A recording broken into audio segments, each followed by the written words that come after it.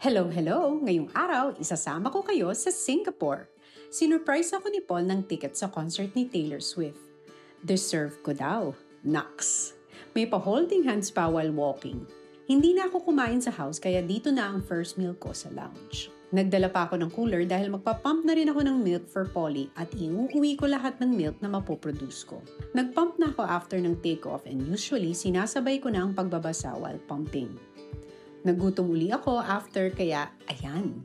Rom-com pa rin forever kahit sa plane while eating dessert. Magde-descend na daw kaya magbasa na lang muna ako ng isang chapter ng book na binabasa ko as of the moment. We made it! Siya na daw ang maghahawak ng hand carry ko dahil dala ko na ang milk bag. Salamat! Last time nandito kami, uniko iho pa si Sebi. Ngayon, meron ng Polly. Pag nagta-travel kami, wala akong ginagawa kundi mag-show up. Naayos na ni Paul ang lahat ng booking, service, pati na itinerary. Grabe. From the plane hanggang service, siya ang music. Pagdating namin sa hotel, nag-check-in lang kami, then baba na ng bags kasi nagpa-reserve daw si Paul ng dinner sa isang Thai restaurant. Ayan na naman siya. Wala talaga akong gagawin kundi kumain. O siya na daw ang bahala. Magaling, magaling. Nag-ice cream na lang kami for dessert.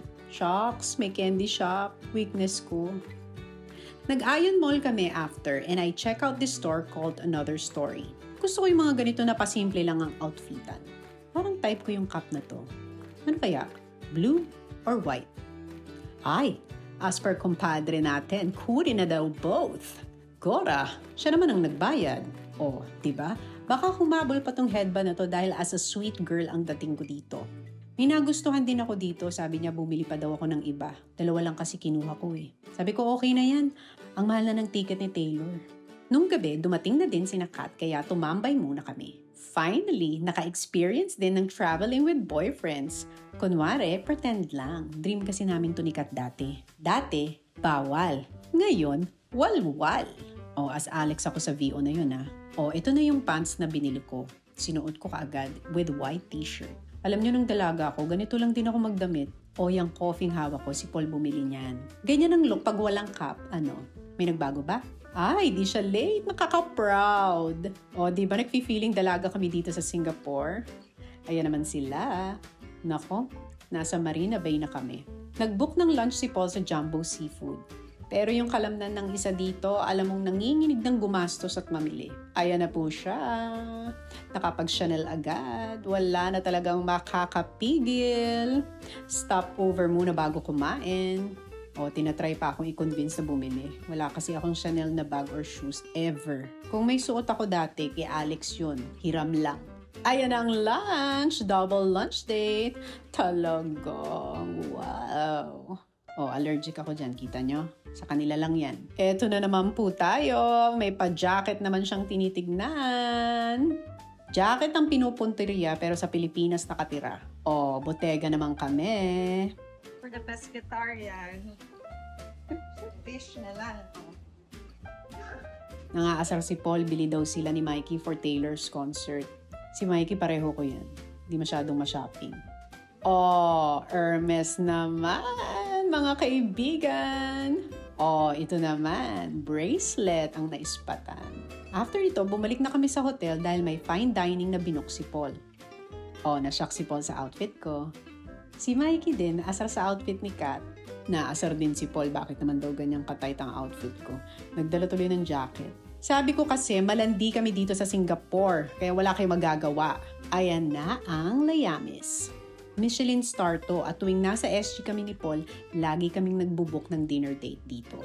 As a conservative na ang atake natin dito. O we're meeting Paul's best friend kaya private room kami. Kasama niya yung family niya na manunood din ng Taylor.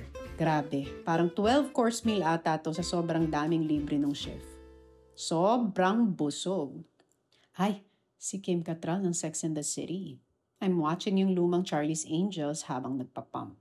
The next day, sabi ni Paul, kumain daw ulit kami sa Lori's. Dito lang to sa hotel namin and guess who followed? Nandito din sila for check-up and Taylor. Si Alex late dumating, di ba? Nag-mall yan. May binili na naman kaninong umaga. Ayan, papunta na kami sa concert. Parang masyado naman akong umaaura dito. Feeling ba? Ayan na yung venue. Grabe ang bilis, nandito na agad kami. We made it! Yay! Ganda ng seats na nakuha ni Paul. Kita namin yung buong stage at eye level ng mga ganap. Ay! Ang galing niya talaga. Bumili ng pampasalubong.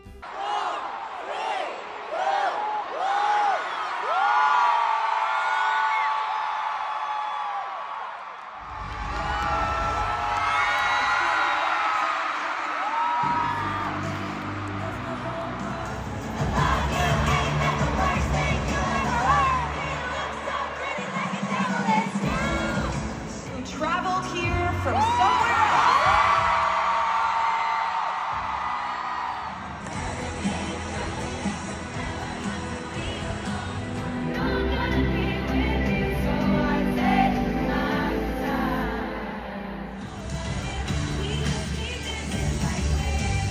Shocks! Feeling 22.